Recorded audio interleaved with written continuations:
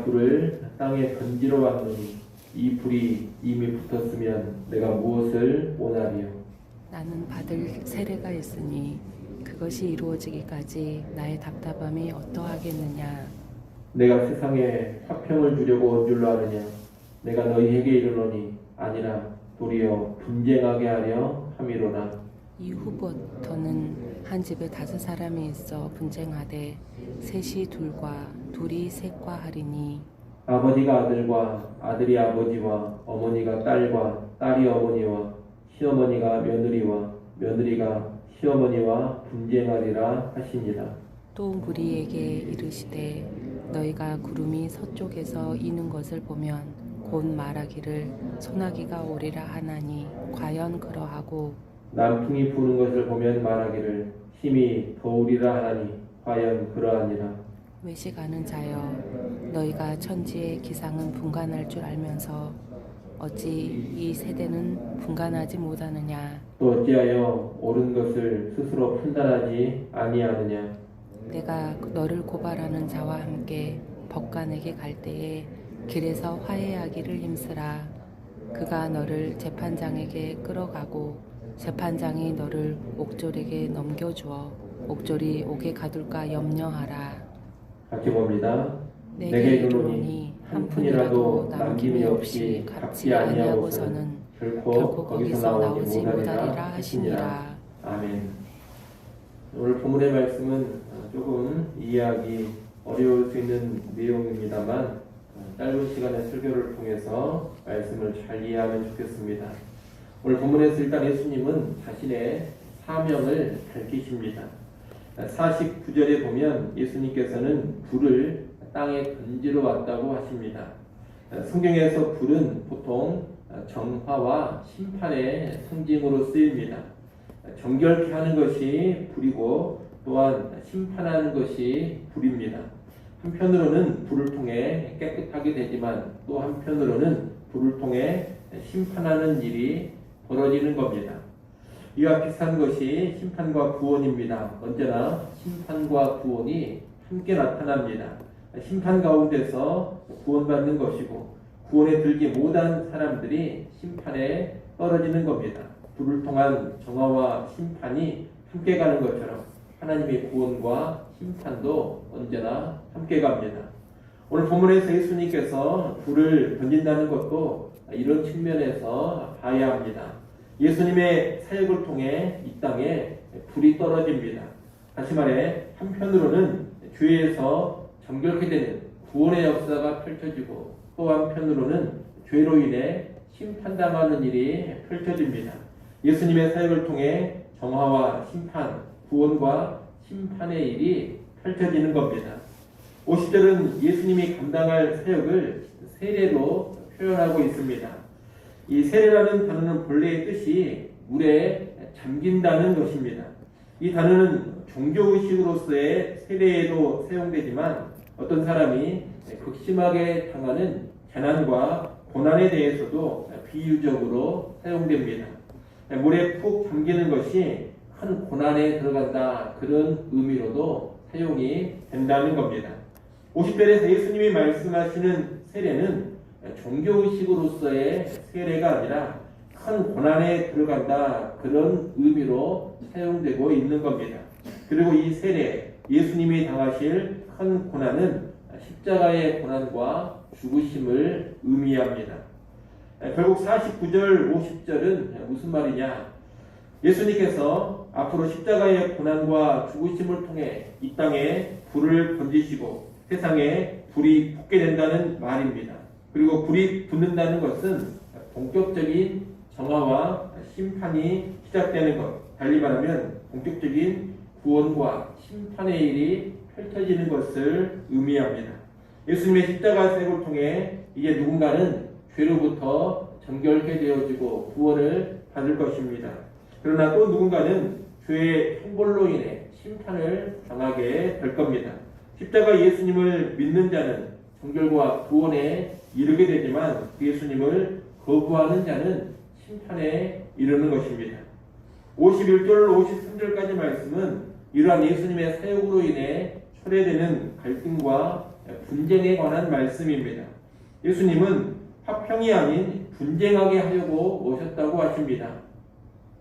우리가 이 말씀을 오해하면 안 됩니다. 분명히 예수님은 이 땅에 평화를 주시기 위해 오셨습니다. 하나님과 사람 사이의 화평, 그리고 사람과 사람 사이에 화평을 주고자 오신 분이 바로 예수 그리스도십니다. 분명 예수님의 십자가의 죽으심과 부활로 죄의 문제가 해결되어지고 이 땅에 평화가 임합니다. 그러나 이 땅의 모든 사람들이 다 예수님을 믿고 그 구원의 길, 평화의 길로 나가지 않습니다. 거부하는 사람들, 대적하는 사람들이 반드시 있습니다. 그 결과로 당연히 이 땅에서는 어떤 일이 벌어지게 되느냐? 예수님을 통해 이루어진 죄사함과 구원의 길로 들어가는 사람과 그 길을 거부하는 사람들로 나누어지는 일이 벌어집니다. 믿는 자와 믿지 않는 자, 예수님을 따르는 자와 거부하는 자, 하나님께 속한 자와 세상에 속한 자, 이런 식의 분리가 나타나게 되는 겁니다. 그런데 이런 분리 상황 속에서 믿는 자와 믿지 않는 자 사이에는 심한 갈등과 분쟁이 일어납니다. 하나님을 거부하는 사람들, 세상에 속한 사람들이 예수님의 제자들을 핍박하기 때문입니다. 이런 핍박으로 인한 갈등과 분쟁은 필연적입니다. 그래서 예수님의 사역은 분명히 구원의 사역이요, 평화의 사역이지만 현실적으로 갈등과 분열을 초래하게 되는 겁니다. 바로 이런 측면에서 예수님은 내가 화평을 주러 온 것이 아니요 도리어 분쟁하게 하려 왔다, 이렇게 말씀을 하시는 겁니다. 이 갈등과 분쟁은 아주 날카로워서 가장 가까운 가족 사이에도 나타납니다. 그래서 부자 간에, 모녀 간에, 시어머니와 며느리 간에 충돌이 일어납니다. 굳이 구체적으로 이 시간에 설명하지 않아도 신앙으로 인해서 가족 간에 갈등과 분쟁이 벌어진다는 것은 여러분 익히 잘 알고 계실 겁니다. 물론 여기서 우리가 주의할 것이 있습니다. 그것은 이러한 갈등과 분열은 필연적이지만 그렇다고 해서 우리 그리스도인들이 앞장서서 갈등과 분열을 조장해서는 안 된다는 것입니다. 성경은 신앙을 이유로 신자가 주도해서 먼저 집을 나간다거나 주도적으로 이혼을 요구한다거나 가족관계를 파탄내는 것을 금하고 있습니다. 오히려 신자는 가족을 잘 돌아봐야 합니다. 불신 가족, 불신 남편, 아내, 자녀라 하더라도 사랑으로 대하고 잘 섬겨야 합니다. 예수를 믿었으면 믿기 전보다 가족들에게 훨씬 더 잘해야 합니다. 다만 가족을 더 우선시해서 우리의 신앙을 포기할 수는 없고 가족을 우상시하면서 주님을 따르는 우리의 순종을 약화시켜서는 안 됩니다. 그런 가운데 내가 최선을 다함에도 불구하고 가족들이 나를 핍박하거나 내쫓거나 이혼을 요구할 수 있습니다. 그럴 때는 그런 어려움을 기꺼이 감수해야 하는 겁니다. 여하튼 예수님의 사역은 가장 가까운 가족 관계에서조차 갈등과 분열을 일으킵니다. 우리는 이러한 갈등과 분열을 두려워하거나 어떻게든 피하려고만 해서는 안 됩니다. 진정한 하늘의 평화를 누리려면 이 세상에서의 갈등과 분쟁을 감수해야 합니다. 예수를 따르며 구원에 이루고자 한다면 환난과 핍박, 고난을 기꺼이 받아야 하는 겁니다. 54절 이하의 예수님은 천지의 기상만 분간할 것이 아니라 시대를 분간하라고 하십니다. 유대 지역에서는 구름이 서쪽에서 일어나면 곧 비가 올 징조입니다. 서쪽에는 지중해라는 바다가 있기에 그렇습니다. 그리고 남풍이 불면 힘이 더울 징조입니다. 남쪽에는 사막이 있기 때문입니다. 그런데 사람들이 이런 징조들을 잘 알고 기상을 예측하면서도 예수님의 사역을 통해 하나님의 구원과 심판의 때가 도래하고 있음은 알지 못하고 있다는 겁니다. 예수님의 사역으로 인해 이제 말세가 시작되었습니다. 이 말세는 양면성이 있는데 한편으로 보면 이 말세는 은혜의 때, 구원의 때입니다. 그리고 또 한편으로 보면 말세는 최후 심판이 임박한 때입니다. 누구든지 예수를 믿는 자는 구원을 받는 은혜의 시대가 말세요. 동시에 예수님을 거부하는 자들은 임박한 최후 심판을 통해 지옥에 떨어지는 때가 말세입니다. 그런데 사람들은 예수님의 사역을 통해 이 사실을 제대로 인식해야 하는데 그러지 못합니다. 구름이나 바람을 보면서 기상을 파악하듯이 예수님의 사역을 보면서 마지막 때 말세가 되었음을 깨달아야 하는데 그러지 못한다는 겁니다. 예수님은 바로 그 모습을 책망하시는 겁니다. 여러분, 예수님을 통해서 이미 말세가 시작되었습니다. 구약 성경은 하나님이 약속하신 메시아가 오시면 그때부터 말세가 시작된다고 누누이 강조해 왔습니다. 그런데 정말 구약의 예언대로 예수 그리스도께서 오셨고 메시아가 오셨고 마지막 시대 말세가 시작이 된 겁니다. 따라서 우리는 이미 말세가 시작되었다는 것을 알고서 이 마지막 때 말세에 깨어 있어야 합니다. 이미 시작된 말세에 무엇이 옳은 길이요 진리의 길인지 무엇이 구원의 길인지를 바로 알고 그 길로 나아가야 하는 겁니다. 예수님은 마지막으로 고발하는 자와 함께 법정을 향해 가는 사람의 이야기로 오늘 본문의 말씀을 마무리합니다. 만약 범죄한 것이 있다면 법정에 가서 재판장의 판결을 받기 전에 해결하고 처리하는 것이 지혜입니다. 그러지 않으면 그 사람의 죄에 따라 형벌을 받고 옥에 갇힐 것이기 때문입니다. 따라서 법정까지 가기 전에 고발한 사람과 화해하고 문제를 처리하는 사람이 지혜자입니다. 예수님께서 지금 이 법정 이야기를 하시는 것은 다른 이유가 아닙니다. 이미 말세가 시작되어서 온 세상이 하나님의 심판대를 향하여 나아가는데 미리 죄 문제를 해결하라는 겁니다.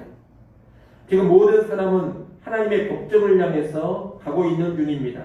아직 법정에 도달하지 않았을 때 재판 자리에 서기 전에 속히 죄 문제를 해결해야 합니다.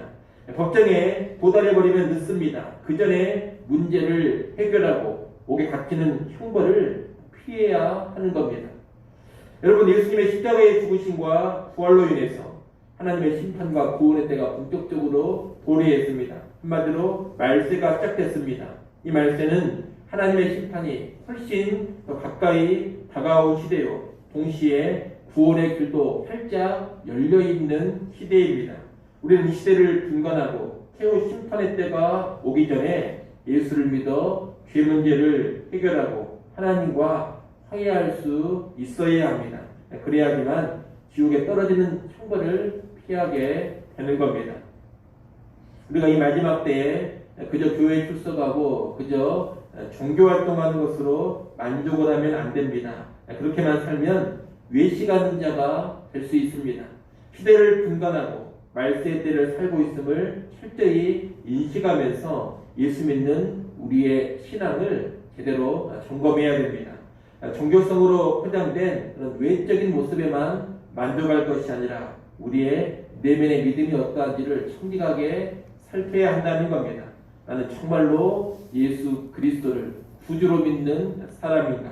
내 죄를 위한 예수 그리스도의 죽으심과 부활을 참으로 믿고 있는 사람인가? 예수님을 구주로 영접해서 죄사함 받고 하나님과 화평한 관계가 정말로 되었는가? 나는 정말로 거듭난 사람인가? 나는 또 어떤 핍박과 고난이 온다 하더라도 끝까지 주님을 믿고 따르고 순종하는 참된 믿음의 소유자인가? 여러분, 이런 것을 이 마지막 때에 잘 살펴야 합니다. 그저 교회 출석하는 것으로 만족하지 마시고 스스로를 잘 살피면서 내면을 점검하고 참된 믿음의 사람으로 설 수 있기를 바랍니다. 그래서 이 마지막 때에 심판이 아닌 구원의 반열에 서는 우리 모두가 될 수 있기를 간절히 축원합니다. 기도하겠습니다.